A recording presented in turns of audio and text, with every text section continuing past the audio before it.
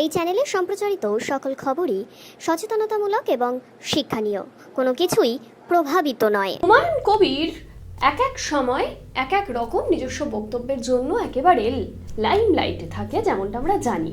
কিছুদিন আগেও তিনি মুর্শিদাবাদে বাবরি মসজিদ তৈরির প্রসঙ্গেও কিন্তু ব্যাপকভাবেই লাইমলাইটে ছিলেন। আজ বিধানসভার বাইরে থেকে তিনি আরো কি বললেন শোনাবো আপনাদের। উত্তর দেন, আপনি হিন্দুদেরও ভাগীরথীতে ফাঁসি দেওয়ার কথা বলেছিলেন। মানে হঠাৎ করে হিন্দু প্রেম আপনার মধ্যে জাগলো প্রথমত, আর দ্বিতীয়ত হচ্ছে বাংলাদেশিরা দখল করতে এলে তাদেরকে একইভাবে কি ফাঁসি দেবে? বাংলাদেশের মোকাবেলা করা আমাদের কাছে নস্যি স্বরূপ। আমরা যখন কোনো কিছু টাইমে নস্যি নিয়ে একটু নাকে টানি, তখন দুবার হাঁচি দিলেই সেই ঠান্ডা লাগাও ভালো হয়ে যায় এবং নস্যির যে উপকারিতা সেটা কাজে হয়। তা বাংলাদেশের মোকাবেলা করা পশ্চিমবাংলার 11 কোটি মানুষ নিয়েই এনাফ ইজ এনাফ, যথেষ্ট। এরা এসব পাগলের প্রলাপ বকছে রিজবি ফিজবি। হ্যাঁ, মুর্শিদাবাদ আমরা প্রয়োজনে বললাম তো, যখন প্রয়োজন হবে মুর্শিদাবাদের 90 লক্ষ মানুষের মধ্যে আপনি 50% মহিলাদের ছেড়ে দেন, তাদের তো আর বাড়ির বাইরে আর করব না। আমরা 90 লক্ষ মানুষের মধ্যে 45 লক্ষ মানুষ, তাতে হিন্দু থাকবে, মুসলিম থাকবে, সব জাতি থাকবে। প্রয়োজনে বাংলাদেশের এইসব বর্বরদের বিরুদ্ধে আমরা রাস্তায় নেমে এদেরকে শিখিয়ে দেব যে ভদ্রতা কাকে বলে।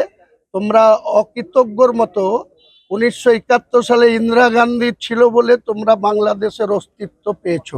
আজকে তোমরা অকৃতজ্ঞর মতো শুধু ইন্ডিয়া বিরোধী।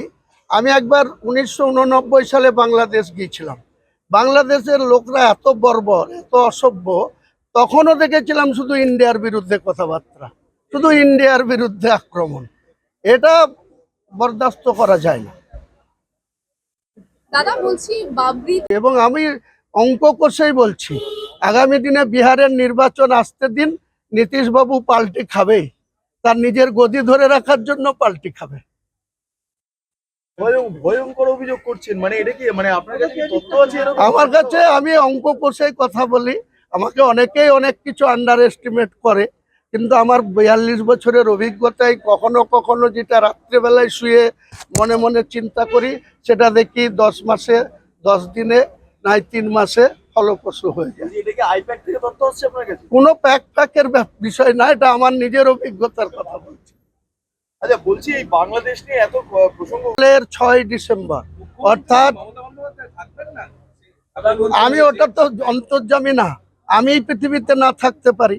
কে থাকবে, কে মুখ্যমন্ত্রী থাকবে, কারণ 26-এ নির্বাচন আছে, 29-এ, আমি বলছি 29-এ 6 ডিসেম্বর, 29-এ মে মাসে আবার পার্লামেন্টের ইলেকশন আছে। আপনি হিসাব করে দেখুন। আমি এই জন্য বলেছি যে 29-এর 6 ডিসেম্বর, 26-এ এখানে ভোট, আবার 29-এ পার্লামেন্টের ভোট। সেই সময় যেনারা প্রেজেন্ট প্রাইম মিনিস্টার থাকবে, মুখ্যমন্ত্রী থাকবে, তিনাদেরকে পুরো ওই ট্রাস্টি থেকে অনার দিয়ে সেখানে ইনভাইট করে ওই 2029 সালের 6 ডিসেম্বর বাবরি মসজিদ তার নিজের চেহারায় দেখা দেবে।